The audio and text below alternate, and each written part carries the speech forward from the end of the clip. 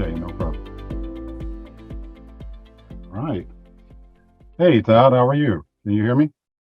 Hi, Greg. Good. Is that the real picture of your house? I wish. Good start.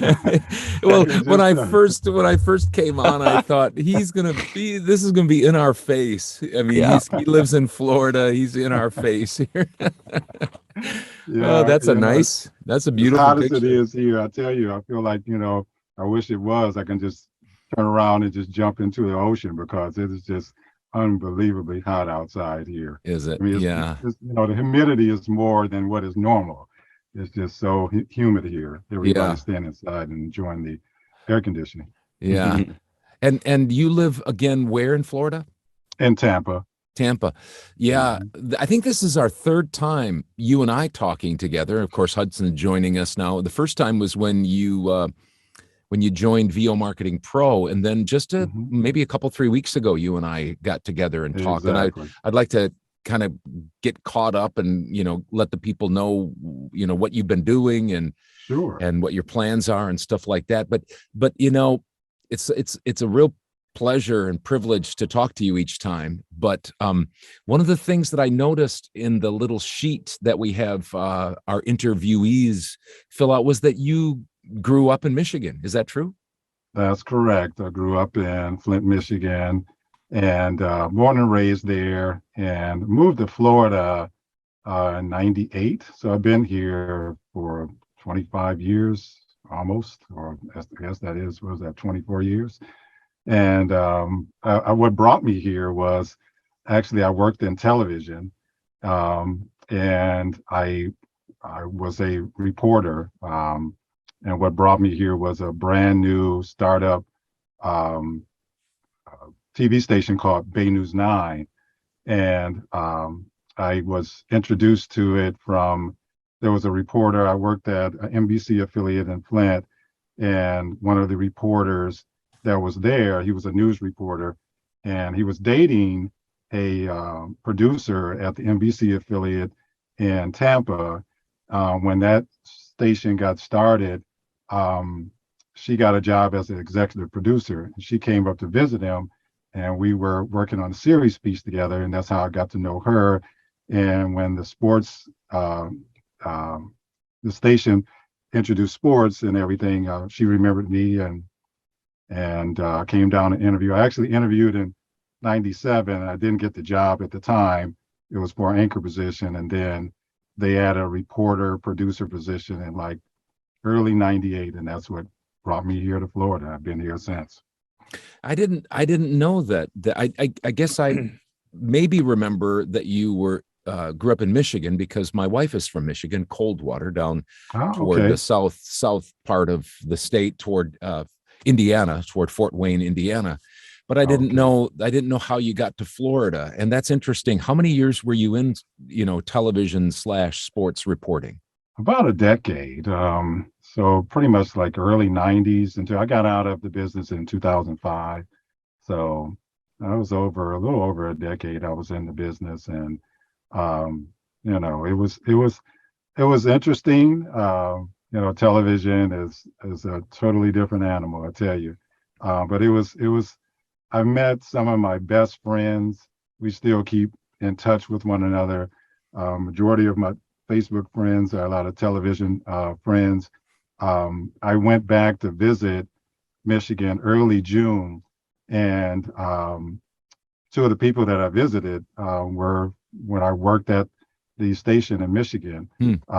One of them, I stayed out. What I did was I grew up in Michigan, and a lot of people from Michigan went to go to Ohio to visit Cedar Point to, when they were kids and everything. Sure. So I Yeah. wanted my kids to enjoy Cedar Point. I always talked to them about how, fun it was. So we flew back and we stayed with a good buddy of mine that I worked with at the station who lives in Ohio now. And we stayed there at their home, and we went to Cedar Point and we drove up to Michigan. And on the way, I, put some pictures on Facebook, and one of my friends, another colleague that I work with at the station, she saw that I was on my way to Michigan, and she invited me over She's a reporter in Detroit, and my family and I are came and met her husband, and we had dinner there, and then continued on with our drive. So a good portion of my friends are still from television. Nice. And did you like, see, I was in radio for 30 years and did a lot of morning stuff. And so it's, it's 3:15 in the morning that you're getting up and making $15 an hour. Television is probably Oh better yeah. than that, obviously, but it's kind of a rat race, isn't it? I mean, TV Yes, and it radio, is. it's, Oh I yes. would like for the sports reporting, did you have to go out and do a lot of live events, go and Yeah, report from yeah. studio? Once I like in the market, Flint was a small market. I think at the time was like market 65, but it was a lot of high school sports, that area, just like Indiana, big on high school basketball. We were close enough to get down time to time to do things with University of Michigan or the Pistons or, the Mhm. Lions, special occasions like that. But mostly it was local. When I moved to Tampa, yeah, it was very exciting for me because at that time, that was, like I said, around 98, 99, Tampa had a lot of big events coming here. They had the college basketball Final Four in 99. They had the NHL All-Star game in 99, the Super Oh, Bowl in 2001. So I was very excited. Wow. So, Yeah. when you get a job, when you move to another, in television, when you go to another location, it's all about what you're going to be covering. So I was very excited to see, hey, they're going to have the Super Bowl and all that. So it was real exciting coming here at that time. here's a I had a here's a question. Oh, go ahead, Dad. I just want to follow up Yeah, for go just a ahead. second on that, but hold your question. So you have you enjoy going to see the Bucks, Rays, and Lightning. Question Hmm. is did you keep your press You stole credentials so my you can question. get? Oh, I'm sorry, Hudson. So you can keep Oh, so you can get yeah, behind the scenes and stuff. I do. I still have some of that, but after, unfortunately, the unfortunate thing, after 9/11, things really tightened up. I mean, Mhm. it used to be when I was before 9/11, um, and you weren't supposed to do this in the media, but I was able to get some extra passes sometime for just friends, or at the time I was dating my wife, and I got her a pass to come down on the field with the Bucks Mm. game, and as an extra crew member. And now you can't do that. I mean, because when you go through uh, after 9/11, they would check your ID. They want to make sure you are who you were, Yeah, actually are. yeah, And but back then there was so much, you could get away yeah, with so much more. yeah. And so, but I still have some of it. I've kind of encased it in have a little plaque for all the my press passes that I had at that Yeah, time. yeah. I did have another question about Mhm. you, like you said, you talked about going to like events with the Bucks, Rays, and Lightning. Mhm. Growing up in Michigan, were you a Detroit fan? Were you know Oh yeah, oh Pistons? yeah. Are you I'm still absolutely. I'm are you still still that? Okay. big fan. Yeah, I mean, I Okay. think I've switched over more with the Bucks because the Too Lions many are too so. many years of I mean, heartache, huh? yeah. I mean, I still root for the Lions. It's tough, but I root for the Lions. Definitely the Tigers, definitely the Pistons, definitely the Red Wings. One of the more exciting things was when I got in television, I got to shoot a lot of hockey, and hockey, basketball, and football are the three best things to shoot. And I remember in Flint, they had the Central Hockey League. And there were two, Flint and Saginaw, Michigan had those leagues. And I used to go there, and our sports guy used to tell me, Greg, give me two highlights. That's all I need. And a highlight would be a fight. So if there was a good fight, and of course, goal scoring. And I used to love shooting that. And we used to, like, again, really get down to the Red Wings. I remember going there a couple of times at Joe Louis Arena, when the Red Wings were really beginning their run of championships at that time in the late 90s and early, during that time period. But yeah, one of my biggest highlights was meeting when I got here to Tampa, I was meeting Gordie Howe. Oh, He wow. was one of the nicest sports figures I've ever met in my life. I mean, he was being interviewed for over an hour and a half, and you know, he was just exhausted from interviews, and he still took the time out to talk to me. And we talked for about 15, 20 minutes about the Central Hockey League. And he was just such a normal person as opposed to being this mega superstar. He was talking to me like we've known each other all our lives. So he was awesome. Well, I mean, you got to meet and talk to Mr. Hockey. I Yes, mean, exactly. he's kind of the guy that it's Exactly. named after. That is Exactly. amazing. Yeah. Well, good for you. That Exactly. must have been fun. Hey, here's the thing though.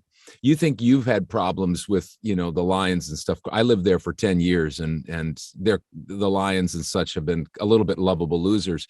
But I grew up because the Braves, the Milwaukee Braves left in the Oh 60s. yeah. And so I grew up with no sports team there, baseball. So I started following the Cubs, and all my kids are Cubs fans. You want to talk Oh. about lovable losers. I mean, we've went, how many, 105 years before we won 8, the 108 years. 108. Exactly. Yeah. So Exactly. we can, we can empathize with people that have struggling sports. Hmm.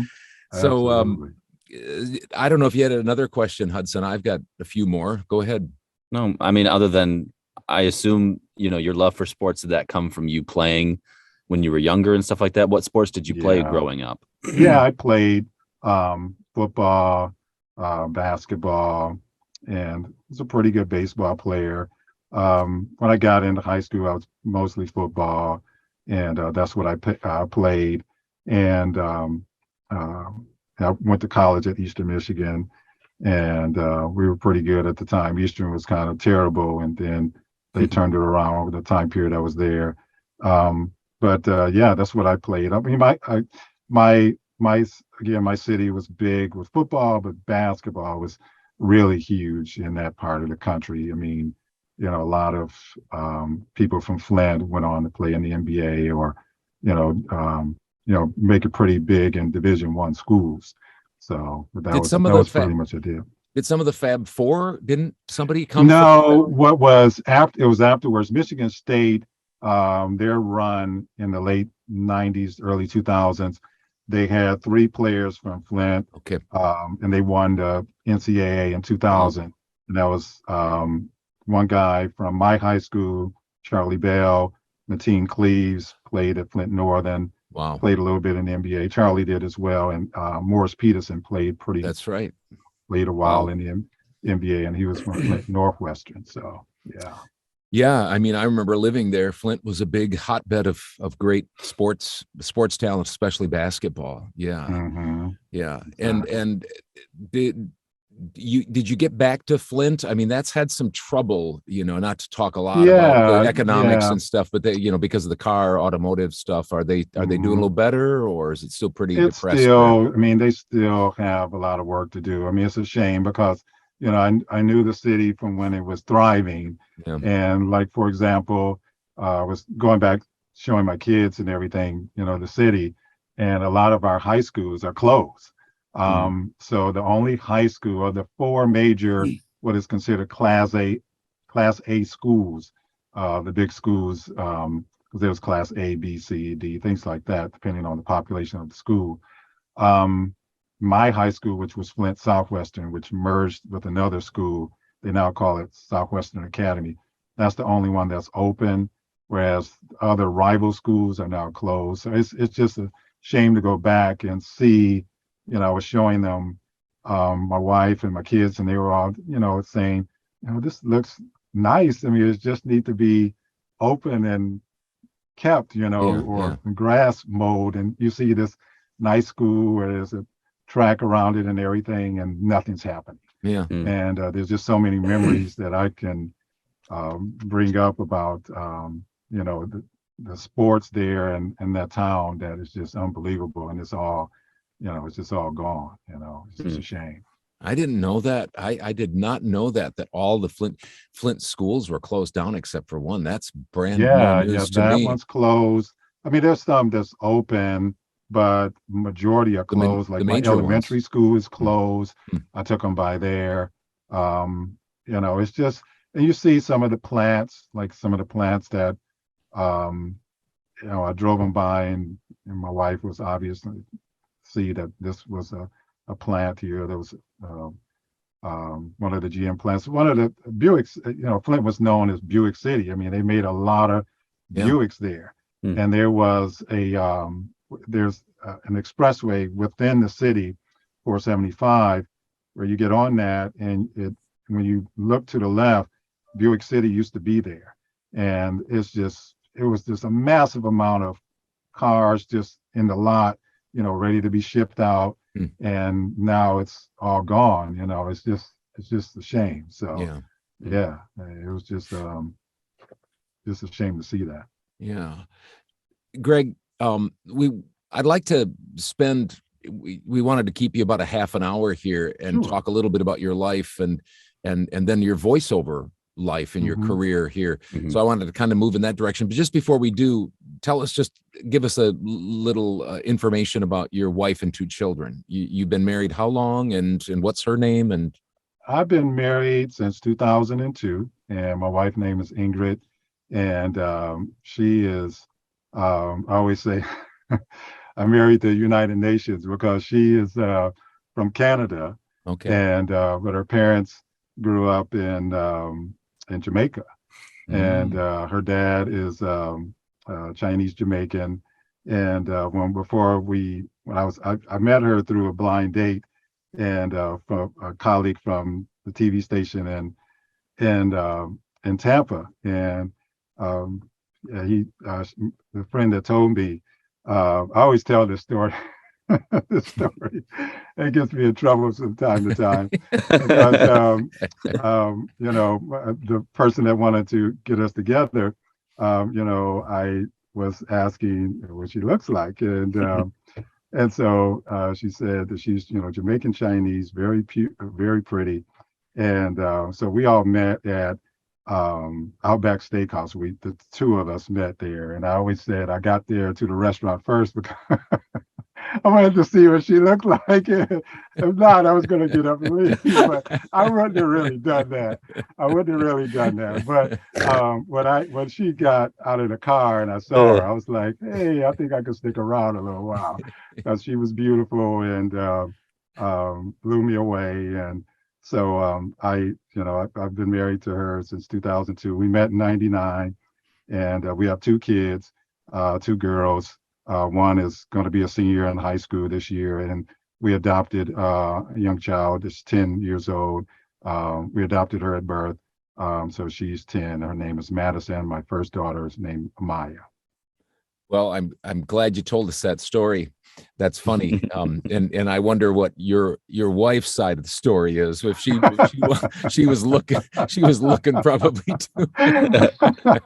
Exactly. You're lucky she stayed at the restaurant with you. Exactly. Yeah.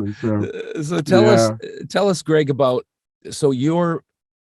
we met a couple 3 weeks ago about the fact that you were wanting, to talk through the idea of maybe going full time.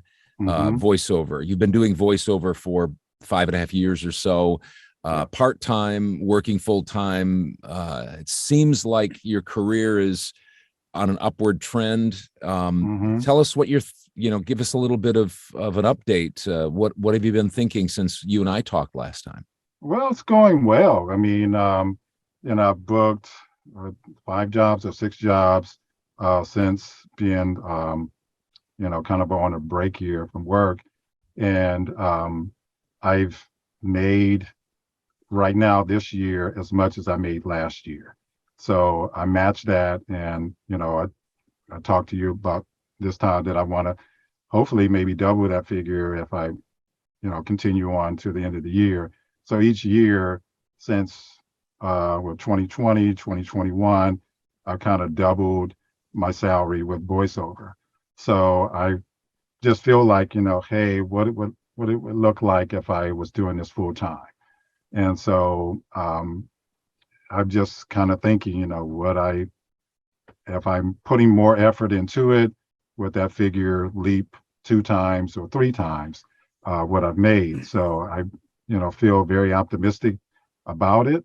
Some of the jobs that I've gotten have been pretty good paying jobs. I mean, I've lucked out on those over the last 2 years, I would say, and got some pretty good clients from those individuals. Last year, I did a national commercial for Ford, and that kind of sprung to this advertising agency hiring me for two jobs. One I did for St. Jude's and Georgia Power that paid pretty darn well. And so I just feel like if I had more time, maybe more of those opportunities would come my way. So, but right now I would say it's going well, and I want to keep the momentum going. You took a little bit of a hiatus or a break. Did you end up doing that? And that was going to be about a month. Your supervisor said that she was all behind that. And so where are you at are you like 2 weeks in or? Yeah, well, I got 2 more weeks to go and then I'll get back to work. So I'm about 4 weeks in right now, and it's going well. I mean, it's just a matter of me organizing myself, making decisions on, my marketing, how I'm approaching that, and just having more time to do it. I mean, I just don't have a whole lot of time to do it. At the end of the day, talking all day on the phone and doing sales, I'm exhausted. And then I've had what's kind of slowed the process a little bit is, I've been doing audiobooks, which has been a good thing. I mean, I've made good money this year on audiobooks, and I've done more audiobooks than I've done in this year than I've done almost overall. And one book I just finished and I talked to you about that, it was 133,000 words. I was exhausted. Wow. And I just finished the pickups for it. And so I finally got that done. And then there's 2 other books that I'm just waiting on production. I'm working on one. Pickups isn't as bad. That book isn't as long. But I've been able to make pretty good money doing audiobooks this year, which is surprising because prior I had done a total of, I think, 8 audiobooks since I started doing this, and I've done 6 this year. So been busy. So I that's one of the things that I just feel like if I had more time, I could really feel like I could be successful in my business. What have you been concentrating on? You mentioned a few of those, but like this time that you're off work, you've been focusing on your marketing, things like that. What Yes. type of stuff have you been doing, may I ask? I've been sending out and calling. Just this past Friday, I did a lot of calling out to production companies. I've been doing some personal meetups, just getting out and meeting networking events. So I've done like 4 of those. Those may not be the best, but I feel like I want to get out and still just get out there. You never know who you may meet. So I want to get out and meet people face to face, tell them who I am, pass out my business card. So I've been doing that, and just listening to a lot of networking seminars as well, either through LinkedIn or online that I've scheduled time for as well. But following up on some of my warm responses, I actually got a job, pretty good paying job from one of my warm responses that I had with you guys. It was a e-learning job that I got, and that one is going to pay like almost $4,000. I mean, it's like $3,700. So yeah, we heard that. Very excited about that. So my dad told us the story about that. That was, it's like, I was like, it's like, I mean, if I had the specs right, it was like $185 per finished minute. I'd like take that all day long, Greg. I mean, it's that's amazing. That's good corporate, that's really good corporate money, let alone e-learning. So boy, that'd be a nice client. Congratulations on that. Thank you. You've been recently, like, it seems like every time we have an update for VO Marketing Pro, Greg Campbell got a job. Greg Campbell got Greg Campbell got an audition. It's like, and we've used you with other people because you've stayed with VO Marketing Pro for almost 2 years now. And we keep trying to get people to understand. It sounds self-serving, but it's really just you have to do it. You just got to stay in there and market.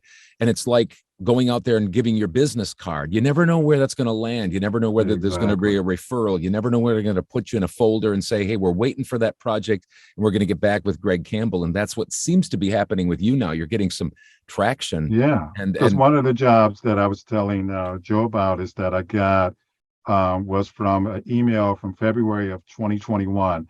And the guy sent me, an email about, hey, we want to hire you for, a client wants to hire you for a job coming up, and it's a PSA. So I did that, and it's a 60-second, and I might do a 30-second for them as well. And so I was surprised by that because I was able to just type in their email, and it popped up, and it showed originally they contacted me from you guys. That was February of 2021. So, you never know. You never know. Yeah. So, well, I'm glad to hear that you're doing, the direct calling and you're on the phone all the time. You're like my son, Drew, who doesn't mind doing cold calling. He's like he's 1 in 1,000 people that don't mind. You must be a little bit like that, even though you do that for a living. You're good on your feet, I'm sure. And you can think on your feet and stuff. And that's quite a good skill. And there's a connection there that even an email doesn't give you. There's a personal connection. You're talking to the voiceover talent, and you're talking to the person that hires voiceover talent, which is a connection even better, I think, than an email. So I'm glad for you. Good job. Yeah. Thank you. Hudson, any other thoughts that you have?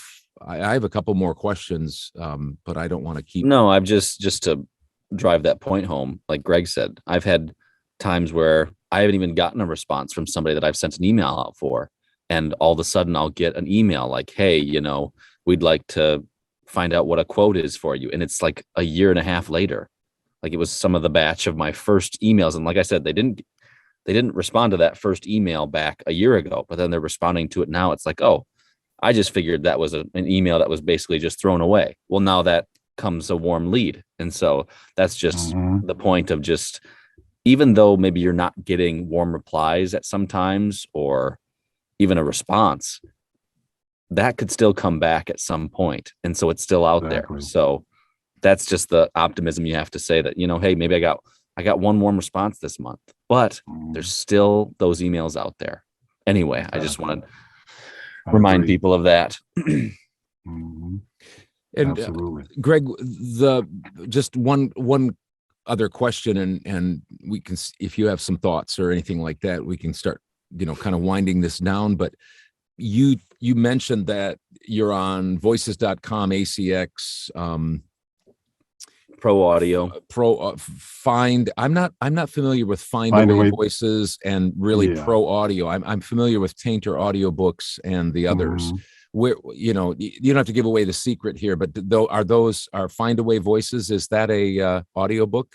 Yes. Production company. Yeah. Okay. Yeah. And exactly. Where would you? What do you do with? Do you always do per finished minute, yes. or you don't do any royalty share? Do you? No royalty share at all. Yeah. When I first started out with ACX, I did just to kind of get experience, but what I see with that is really not much of a return, unless the book's a bestseller. For you to, it's just, audiobooks is work. So I mean, I want to get compensated for that. So I don't do any unless it's a case by case scenario.